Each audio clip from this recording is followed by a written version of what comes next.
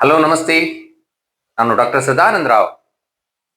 ಒತ್ತಡ ಇವತ್ತು ಯಾವುದೇ ಒಬ್ಬ ವ್ಯಕ್ತಿಯನ್ನ ಕೇಳಿದರೂ ಪ್ರತಿ ದಿವಸ ನಮಗೆ ಈ ಒತ್ತಡ ಅಂತಕ್ಕಂಥದ್ದು ಜಾಸ್ತಿ ಆಗ್ತಾ ಇದೆ, ಸ್ಟ್ರೆಸ್ ಅಂತಕ್ಕಂಥದ್ದು ಜಾಸ್ತಿ ಆಗ್ತಾ ಇದೆ. ಈ ಒತ್ತಡದ ಬದುಕಿನಲ್ಲಿ ನಮಗೆ ಹಲವಾರು ಸಮಸ್ಯೆಗಳು, ಮಾನಸಿಕ ಸಮಸ್ಯೆಗಳು, ಹಾಗೆ ದೈಹಿಕ ಸಮಸ್ಯೆಗಳು ನಮ್ಮನ್ನ ಕಾಡ್ತಾ ಇದೆ ಅಂತ ಹಲವಾರು ಜನರು ಹೇಳ್ತಾರೆ. ಹೌದು, ಈ ಒತ್ತಡ ಅಂತಕ್ಕಂಥದ್ದು ಎಷ್ಟು ತೊಂದರೆಯನ್ನ ದೇಹದ ಮೇಲೆ ನಮಗೆ ಮಾಡ್ತಾ ಹೋಗುತ್ತೆ ಅನ್ನೋದ್ರ ಕುರಿತಾಗಿ ಇವತ್ತು ಈ ವಿಡಿಯೋದಲ್ಲಿ ಕೆಲವು ಮಾಹಿತಿಗಳನ್ನ ನಿಮ್ ಜೊತೆ ಹಂಚ್ಕೊಳ್ತೀನಿ. ಕನಕದಾಸರು ಒಂದು ತಮ್ಮ ಸಾಹಿತ್ಯದಲ್ಲಿ ಹೇಳ್ತಾರೆ, ನೀ ಮಾಯೆಯೊಳಗು ನಿನ್ನೊಳು ಮಾಯೆಯೋ, ನೀ ದೇಹದೊಳಗು ನಿನ್ನೊಳು ದೇಹವೋ ಅಂತ ಒಂದು ಮಾತು ಹೇಳ್ತಾರೆ. ಹಾಗೆ ಇವತ್ತು ದೇಹದ ಒಳಗಡೆ ಮನಸ್ಸಿದೆಯೋ, ಮನಸ್ಸಿನ ಒಳಗಡೆ ದೇಹವಿದೆಯೋ, ಹಾಗೆ ಈ ನೋವು ಅಂತಕ್ಕಂಥದ್ದು ಪ್ರಾರಂಭ ಆದಾಗ ನೋವು ದೇಹದಲ್ಲಿ ಪ್ರಾರಂಭ ಆದ್ರೂ ಕೂಡ ಅದು ನಮ್ಮ ಮನಸ್ಸಿನ ಮೇಲೆ ಯಾವ ರೀತಿ ಪರಿಣಾಮವನ್ನು ಬೀರುತ್ತಾ ಹೋಗುತ್ತೆ, ಹಾಗೆ ಮನಸ್ಸಿನ ಮೇಲೆ ಆಗಿರತಕ್ಕಂತಹ ನೋವುಗಳು ದೇಹದ ಮೇಲೆ ಯಾವ ರೀತಿಯ ಪರಿಣಾಮವನ್ನು ಬೀರ್ತಾ ಬರುತ್ತೆ ಅನ್ನೋದ್ರ ಕುರಿತಾಗಿ ಇವತ್ತು ಕೆಲವು ಮಾಹಿತಿಗಳನ್ನು ತಿಳ್ಕೊಳ್ಳೋಣ. ನೋಡಿ, ಮನಸ್ಸಿನ ಮೇಲೆ ಪರಿಣಾಮ ಬೀರಿರ್ತಕ್ಕಂಥ ಒತ್ತಡ, ಈ ಸ್ಟ್ರೆಸ್ ಅಂತಕ್ಕಂಥದ್ದು ನಮಗೆ ಯಾವಾಗ ಅತಿ ಹೆಚ್ಚಾಗಿ ಜಾಸ್ತಿ ಆಗ್ತಾ ಹೋಯ್ತು, ನಮ್ಮ ದೇಹದಲ್ಲೂ ಕೂಡ ಹಲವಾರು ರೀತಿಯ ತೊಂದರೆಗಳು ಅಥವಾ ಹಲವಾರು ಹಾರ್ಮೋನ್ಗಳಲ್ಲಿ ಆಗ್ತಕ್ಕಂಥ ವ್ಯತ್ಯಾಸಗಳನ್ನ ನಾವು ನೋಡ್ತಾ ಹೋಗ್ಬೋದು. ಒತ್ತಡಕ್ಕೆ ಬಹಳ ಮುಖ್ಯವಾದಂತಹ ಕಾರಣ ಅಂತ ಹೇಳಿದ್ರೆ ಅದಕ್ಕೆ ಕಾರ್ಟಿಸೋಲ್ ಅಂತಕ್ಕಂಥ ಹಾರ್ಮೋನ್. ಕಾರ್ಟಿಸೋಲ್ ಹಾರ್ಮೋನೇ ನಾವು ಸ್ಟ್ರೆಸ್ ಹಾರ್ಮೋನ್ ಅಂತ ಹೇಳಿ ಕರಿತೀವಿ. ಯಾವಾಗ ಈ ಕಾರ್ಟಿಸೋಲ್ ಹಾರ್ಮೋನ್ ಅಂತಕ್ಕಂಥದ್ದು ರಕ್ತದಲ್ಲಿ ಅತಿಯಾಗಿ ಹೆಚ್ಚು ಬಿಡುಗಡೆ ಆಗ್ಲಿಕ್ಕೆ ಪ್ರಾರಂಭ ಆಯಿತು, ಆಗ ಏನಾಗ್ತದೆ ಅಂತ ಹೇಳಿದ್ರೆ ನಮಗೆ ಹಲವಾರು ದೈಹಿಕ ಸಮಸ್ಯೆಗಳು ಪ್ರಾರಂಭ ಆಗ್ತದೆ. ಅದರಲ್ಲಿ ಬಹಳ ಮುಖ್ಯವಾಗಿ ಆಗ್ತಕ್ಕಂಥದ್ದು ಈ ಕಾರ್ಟಿಸೋಲ್ ಹಾರ್ಮೋನ್ ನಮ್ಮ ದೇಹದ ಗ್ಲೂಕೋಸ್ ಲೆವೆಲ್ ಅನ್ನ ಬ್ಯಾಲೆನ್ಸ್ ಮಾಡುತ್ತೆ. ಯಾವಾಗ ಕಾರ್ಟಿಸೋಲ್ ಲೆವೆಲ್ ತುಂಬಾ ಜಾಸ್ತಿ ಆಗ್ತಾ ಹೋಯ್ತು, ನಮಗೆ ಶುಗರ್ ಲೆವೆಲ್ ಅಂತಕ್ಕಂಥದ್ದು, ಬ್ಲಡ್ ಶುಗರ್ ಲೆವೆಲ್ ಅಂತಕ್ಕಂಥದ್ದು ಜಾಸ್ತಿ ಆಗ್ತದೆ. ಹಾಗೆ ಇದು ನಮ್ಮ ಬ್ಲಡ್ ಪ್ರೆಷರ್ ಅಂತಕ್ಕಂಥದ್ದನ್ನು ಕೂಡ ಜಾಸ್ತಿ ಮಾಡ್ತಾ ಹೋಗ್ತದೆ, ನಮ್ಮ ಇಮ್ಯೂನ್ ಸಿಸ್ಟಮ್ ಅನ್ನ ಹಾಳು ಮಾಡ್ತಾ ಹೋಗ್ತದೆ. ಈ ಕಾರ್ಟಿಸೋಲ್ ಹಾರ್ಮೋನ್ ಯಾವಾಗ ಜಾಸ್ತಿ ಆಗ್ತಾ ಹೋಯ್ತು, ಮಾನಸಿಕವಾಗಿ ನಮಗೆ ಆಯಾಸ ಆಗ್ತಕ್ಕಂಥದ್ದು ಅಥವಾ ಡಿಪ್ರೆಷನ್ ಬರ್ತಕ್ಕಂಥದ್ದು ತುಂಬಾ ಜಾಸ್ತಿ ಆಗ್ತಾ ಹೋಗ್ತದೆ.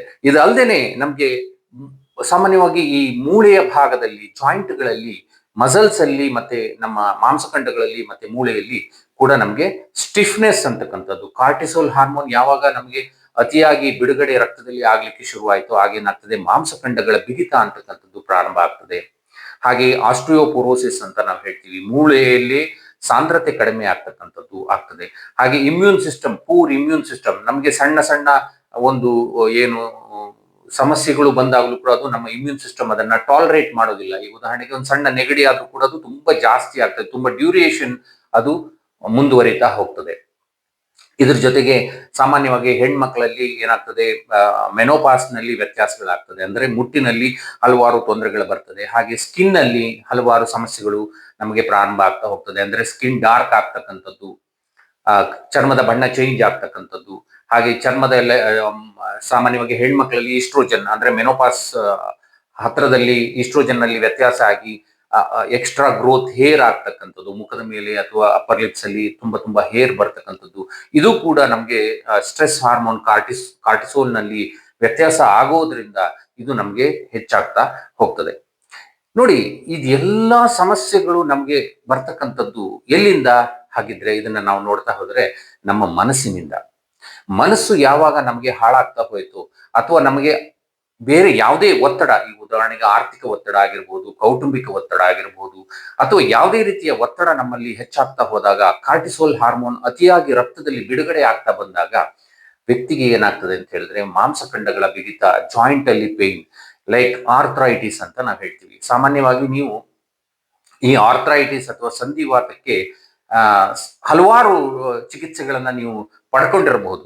ಆದ್ರೆ ಈ ಆರ್ಥ್ರೈಟಿಸ್ಗೆ ಬಹಳ ಮುಖ್ಯವಾಗಿ ಬೇಕಾಗಿರತಕ್ಕಂಥದ್ದು CBT ಅಂತ ಹೇಳ್ತೀವಿ, ಕಾಗ್ನಿಟಿವ್ ಬಿಹೇವಿಯರ್ ಥೆರಪಿ. ಆರ್ಥ್ರೈಟಿಸ್ ಅಂತಕ್ಕಂಥದ್ದು ಒಂದು ಸವಕಳಿ ಅಥವಾ ಸಂಧಿವಾತ ಅಂತ ಹೇಳಿ ಹೇಳ್ಬೋದು, ಅಥವಾ ಇನ್ಫ್ಲಮೇಷನ್ ಇನ್ ಜಾಯಿಂಟ್ಸ್ ಅಂತ ಹೇಳ್ಬೋದು. ಅಂದ್ರೆ ಉರಿಯೂತ ಅಥವಾ ನಮ್ಮ ಜಾಯಿಂಟ್ಗಳಲ್ಲಿ, ನಮ್ಮ ಮಸಲ್ಸ್ ಅಲ್ಲಿ, ನಮ್ಮ ಲಿಗಮೆಂಟ್ ಅಲ್ಲಿ ಊತ ಬರತಕ್ಕಂತಹ ಒಂದು ಕಂಡೀಷನ್ಗೆ ನಾವು ಆರ್ಥರೈಟಿಸ್ ಅಂತ ಹೇಳಿ ಹೇಳ್ತೀವಿ. ಯಾವಾಗ ನಮ್ಗೆ ಈ ಸ್ಟ್ರೆಸ್ ಹಾರ್ಮೋನ್, ಕಾರ್ಟಿಸೋಲ್ ಹಾರ್ಮೋನ್ ಅತಿಯಾಗಿ ಬಿಡುಗಡೆ ಆಗ್ಲಿಕ್ಕೆ ಶುರುವಾಯ್ತು, ಇದು ನಮ್ಮ ಮಾಂಸಖಂಡಗಳನ್ನ ಇನ್ಫ್ಲಮೇಟೆಡ್ ಅಂತ ಹೇಳ್ತೀವಿ. ಅಂದ್ರೆ ಅಲ್ಲಿ ಊತ ಅಂತಕ್ಕಂಥದ್ದು ಕಾಣಿಸ್ಕೊಳ್ಳುತ್ತೆ. ಹಾಗೆ ಈ ನೋವುಗಳು ಮುಂದುವರಿತಾ ಹೋದಾಗ ಏನಾಗ್ತದೆ, ಕಾರ್ಟಿಸೋಲ್ ಹಾರ್ಮೋನ್ ಅತಿಯಾಗಿ ಬಿಡುಗಡೆ ಮಾಡೋದ್ರಿಂದ ನಮಗೆ ಜೀವನದಲ್ಲಿ ಒಂದು ರೀತಿಯಲ್ಲಿ ಯಾವ್ದ್ರಲ್ಲೂ ಇಂಟ್ರೆಸ್ಟ್ ಇಲ್ಲದೆ ಇರತಕ್ಕಂಥದ್ದು, ಜಿಗುಪ್ಸೆ ಬರ್ತಕ್ಕಂಥದ್ದು, ಮತ್ತೆ ಆಯಾಸ ಆಗ್ತಕ್ಕಂಥದ್ದು, ಈ ತರದ್ದೆಲ್ಲ ಸಮಸ್ಯೆ, ಪೂರ್ ಇಮ್ಯೂನ್ ಸಿಸ್ಟಮ್ ಅಂತ ಹೇಳ್ತೀವಿ, ಇದೆಲ್ಲ ಆಗ್ತಾ ಹೋಗ್ತದೆ. ಇದಕ್ಕೆ ಬಹಳ ಮುಖ್ಯವಾದಂತಹ ಒಂದು ಟ್ರೀಟ್ಮೆಂಟ್ ಅಂತ ಹೇಳಿದ್ರೆ ಕಾಗ್ನಿಟಿವ್ ಬಿಹೇವಿಯರ್ ಥೆರಪಿ ಅಂತ ಹೇಳ್ತೀವಿ. ಹಾಗೆ ಸ್ಟ್ರೆಸ್ ಅಲ್ಲಿ ಇರತಕ್ಕಂಥವ್ರಿಗೆ ಅವರಿಗೆ ಆಪ್ತ ಸಲಹೆ ಬಹಳ ಮುಖ್ಯವಾಗಿ ಬೇಕು. ಹಾಗೆ ಈ ಕಾರ್ಟಿಸೋಲ್ ಹಾರ್ಮೋನ್ ಇಂದ ನಮಗೆ ಮಸಲ್ಸ್ ಅಲ್ಲಿ ಅಥವಾ ಆರ್ಥರೈಟಿಸ್ ಕೇಸ್ಗಳಲ್ಲಿ ಸಾಮಾನ್ಯವಾಗಿ ಕ್ರಾನಿಕ್ ಪೇನ್ ಅಂತ ನಾವು ಹೇಳ್ತೀವಿ. ದೀರ್ಘಕಾಲದಲ್ಲಿ ನಮಗೆ ಯಾವ್ದಾದ್ರು ನೋವುಗಳು ಬರ್ಲಿಕ್ಕೆ ಶುರುವಾದಾಗಲೂ ಕೂಡ ಕಾರ್ಟಿಸೋಲ್ ಹಾರ್ಮೋನ್ ಅಲ್ಲಿ ವ್ಯತ್ಯಾಸ ಆಗ್ತದೆ ಅಂತ ಹೇಳಿದ್ರೆ ಈಗ ಉದಾಹರಣೆಗೆ ನಮಗೆ ಜಾಯಿಂಟ್ ಪೇನ್ ಆಗಿರ್ಬೋದು, ಅಥವಾ ಯಾವುದೋ ಸಣ್ಣ ನೋವುಗಳು ಒಂದು 6 ತಿಂಗಳಿಗಿಂತ ಹೆಚ್ಚಾಗಿ ನಮಗೆ ಬರ್ಲಿಕ್ಕೆ ಶುರುವಾದಾಗ ನಮ್ಗೆ ಏನಾಗ್ತದೆ ಅಂತ ಹೇಳಿದ್ರೆ ಕಾರ್ಟಿಸೋಲ್ ಹಾರ್ಮೋನ್ ಅತಿಯಾಗಿ ಬಿಡುಗಡೆಯಾಗಿ, ಏನಪ್ಪಾ ಇದು ನನ್ನ ಜೀವನ ಈ ರೀತಿಯಲ್ಲಿ ಆಯ್ತು, ಅಥವಾ ಈ ಕಾಯಿಲೆಗೆ ವಾಸಿ ಆಗ್ತಾ ಇಲ್ಲ ಅನ್ನೋ ಒಂದು ಥಾಟ್ಸ್ ನಮ್ಮಲ್ಲಿ, ಯೋಚನೆಗಳು ನಮ್ಮಲ್ಲಿ ಬರ್ಲಿಕ್ಕೆ ಶುರು ಆಗ್ತಾ ಹೋಗ್ತದೆ.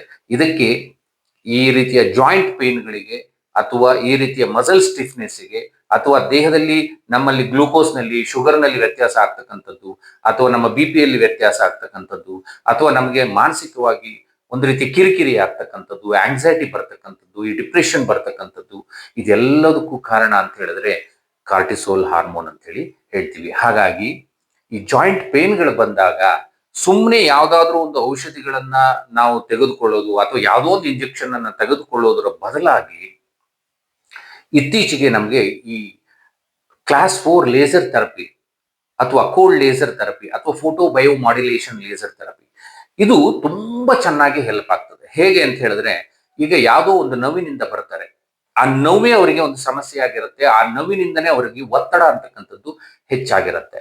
ಯಾವಾಗ ನಾವು ಈ ಲೇಸರ್ ಅನ್ನ ಅಪ್ಲೈ ಮಾಡ್ತಾ ಹೋಗ್ತೀವೋ ಆಗೇನಾಗ್ತದೆ ಅಂತ ಹೇಳಿದ್ರೆ ಆ ಒತ್ತಡದ ಲೆವೆಲ್ ಕಡಿಮೆ ಆಗ್ತದೆ. ಅಂದ್ರೆ ಕಾರ್ಟಿಸೋಲ್ ಅನ್ನ ಬ್ಯಾಲೆನ್ಸ್ ಮಾಡ್ತಕ್ಕಂಥ ಶಕ್ತಿ ಈ ಲೇಸರ್ಗೆ, ಕ್ಲಾಸ್ 4 ಲೇಸರ್ಗೆ ಇರೋದ್ರಿಂದ ನೋವು ಕಡಿಮೆ ಆಗ್ತದೆ, ಇನ್ಫ್ಲಮೇಷನ್ ಕಡಿಮೆ ಆಗ್ತದೆ, ರಕ್ತ ಸಂಚಾರ ಸರಿಯಾಗಿ ಆಗ್ತದೆ. ಹಾಗೆ ಜಾಯಿಂಟ್ಗಳಲ್ಲಿ ಬಂದಿರತಕ್ಕಂಥ ನೋವು ಕಡಿಮೆ ಆಗ್ತಾ ಬಂದಾಗ ವ್ಯಕ್ತಿಗೆ ಕಾರ್ಟಿಸೋಲ್ ಹಾರ್ಮೋನ್ ಅಂತಕ್ಕಂಥದ್ದು ಬ್ಯಾಲೆನ್ಸ್ ಆಗ್ತಾ ಬರ್ತದೆ. ಈ ಕಾರ್ಟಿಸೋಲ್ ಹಾರ್ಮೋನ್ ಅನ್ನ ಸಾಮಾನ್ಯವಾಗಿ ನಾವು ಸರಿ ಮಾಡ್ಕೊಳ್ಬೇಕು, ಅಥವಾ ಇದನ್ನ ನಮಗೆ ಸ್ಟ್ರೆಸ್ ಲೆವೆಲ್ ಜಾಸ್ತಿ ಆಗಿದೆ, ಏನ್ ಮಾಡ್ಬೇಕು ಅಂತ ಹೇಳಿದ್ರೆ ಬಹಳ ಮುಖ್ಯವಾಗಿ ಬ್ರೀತಿಂಗ್ ಎಕ್ಸರ್ಸೈಸ್ ಆಗಿರಬಹುದು, ಯೋಗ ಅಥವಾ ಮೆಡಿಟೇಷನ್ ಆಗಿರಬಹುದು, ವಾಕಿಂಗ್ ಆಗಿರ್ಬೋದು, ಅಥವಾ ನಮ್ಮ ಜನರಲ್ ಎಕ್ಸರ್ಸೈಸ್ ಅನ್ನ ಸ್ವಲ್ಪ ಮಾಡೋದ್ರಿಂದ ನಮಗೆ ಈ ಕಾರ್ಟಿಸೋಲ್ ಹಾರ್ಮೋನ್ ನಾವು ಹತೋಟಿಗೆ ತಗೊಳ್ಬಹುದು. ಈ ಕಾರ್ಟಿಸೋಲ್ ಹಾರ್ಮೋನ್ ಜಾಸ್ತಿ ಆಗ್ತಾ ಬಂದ್ರೆ ಏನಾಗ್ತದೆ ಅಂತ ಹೇಳಿದ್ರೆ, ನಾ ಹೇಳಿದಾಗೆ 2 ತರದಲ್ಲಿ ಆಗ್ಬಹುದು.